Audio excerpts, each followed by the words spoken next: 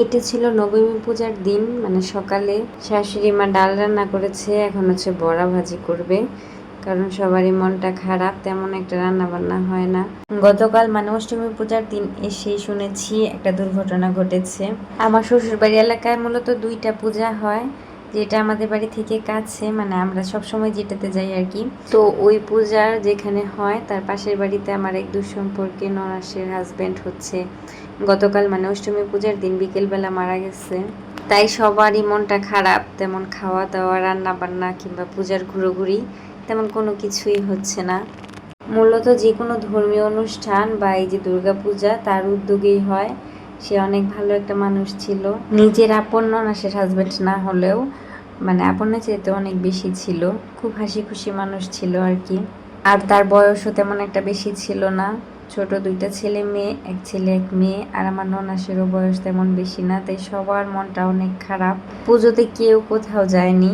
তো এটা নবমী পূজার দিন বিকেলবেলা মানে সন্ধ্যার সময়, তখন আমার যা বলতেছিল যে তাহলে পাশে যে আরেকটা পূজা হয় সেটা হচ্ছে দেখে আসি হেঁটে হেঁটে। আমিও ভাবলাম যাই তাহলে, কারণ এখনো পর্যন্ত তেমন পূজা দেখাই হয়নি। বাড়িতে শুধু অঞ্জলি দিতে গিয়েছিলাম, ওই একটা মূর্তি দেখেছিলাম, তো সেই জন্যই একটু রেডি হয়ে নিলাম। হঠাৎ করেই পুজোর মধ্যে এমন একটা দুর্ঘটনা ঘটবে কখনোই ভাবিনি। জন্ম নিলে মৃত্যু তো হবেই, কিন্তু কিছু কিছু মৃত্যু থাকে সেগুলো হচ্ছে মেনে নেওয়াই যায় না, এটাও সেরকমই।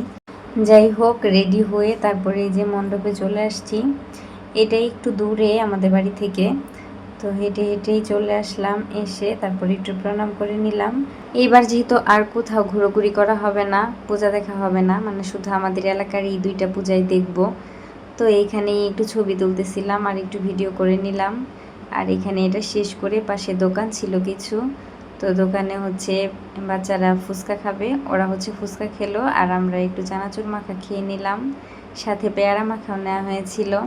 আসলে এইবার পূজাটা যে এমন সাদামাটা কাটবে কখনোই ভাবতে পারিনি। যাই হোক, কিছু করার নেই। আর এই যে এখন চলে আসলাম এই যে এই মন্দিরে।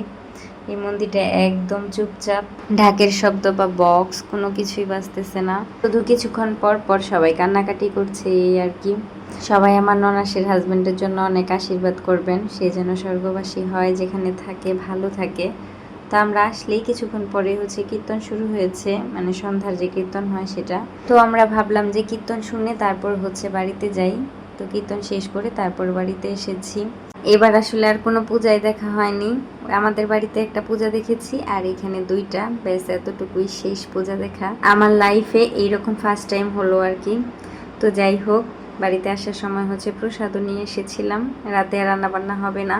আপনারা কে কিরকম পূজা কাটালেন, কেমন কাটলো আপনাদের পুজো, অবশ্যই জানাবেন। আজকের ভিডিওটা এই পর্যন্তই। ভিডিওটি ভালো লাগলে আমার চ্যানেলটিকে সাবস্ক্রাইব করে আমার পাশেই থাকবেন।